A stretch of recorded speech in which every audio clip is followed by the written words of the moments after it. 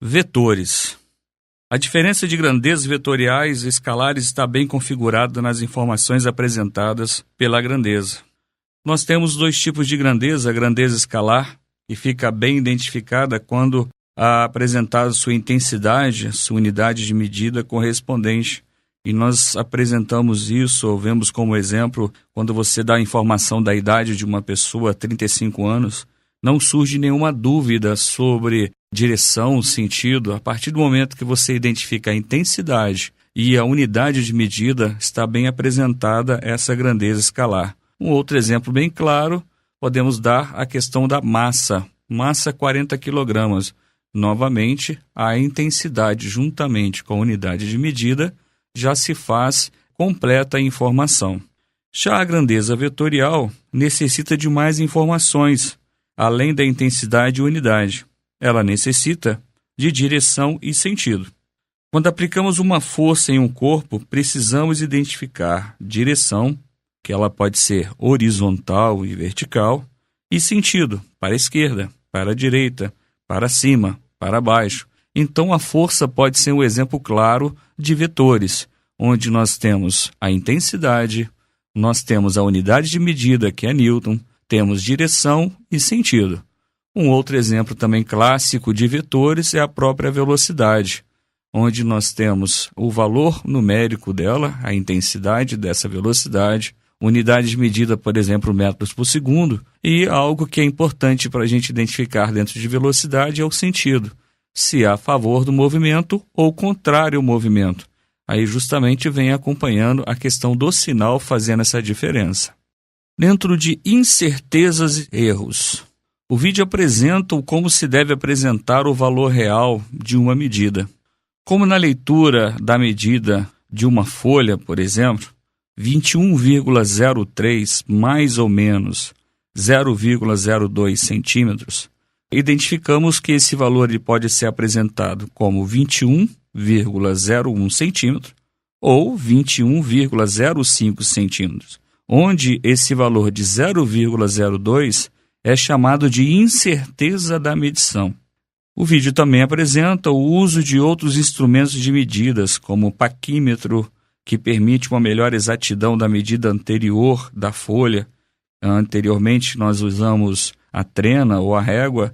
O paquímetro ele vem trazer mais exatidão para esse resultado. Os instrumentos de medida são diversos e podem ser substituídos de acordo com a precisão necessária da medida.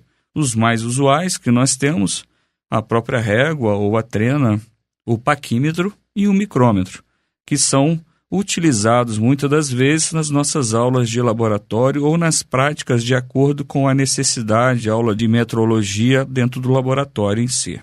Velocidade. Nós temos velocidade média e velocidade instantânea. A velocidade média, ela vai medir a relação entre a distância percorrida, também no nosso caso considerando como deslocamento, ao longo do tempo. Já a velocidade instantânea é a velocidade do objeto no intervalo de tempo inteiro, e se foi apresentado uma função, pode-se resolver executando a derivação dessa função. Então nós temos muitas das vezes casos onde nós queremos aquela velocidade para um determinado instante e trabalha-se essa função, a função horária da posição. Então a partir da função horária da posição, e através de derivadas, nós conseguimos identificar a função da velocidade. Por sua vez, dentro da função de velocidade, a partir do momento que se determina o instante, nós conseguimos localizar a velocidade daquele corpo para aquele determinado instante na realidade. Segundo a lei de Newton, uma lei muito importante para fundamentos de física ou para a física no geral, que ela está envolvida em vários conteúdos da física. Então ela representa a força resultante que age sobre um corpo, segundo a qual ela deve ser igual ao produto da massa do corpo por sua aceleração. De acordo com esta lei, para que um corpo mude de estado de movimento, é necessário que exerça nele uma força e que dependerá da massa que ele possui.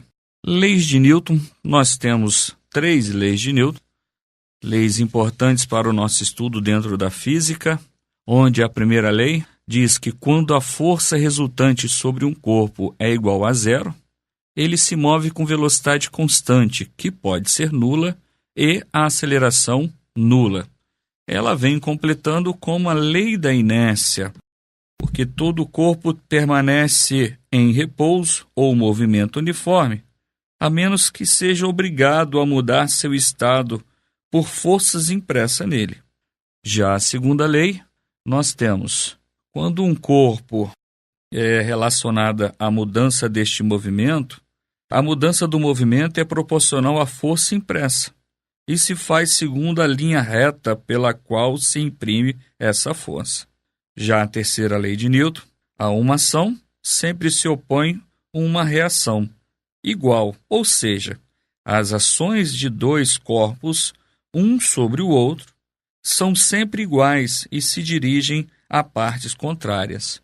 Resumindo a parte da terceira lei, então nós temos que quando um corpo exerce uma força sobre um outro corpo, uma ação, então o corpo exerce uma força sobre o outro, chamada de reação.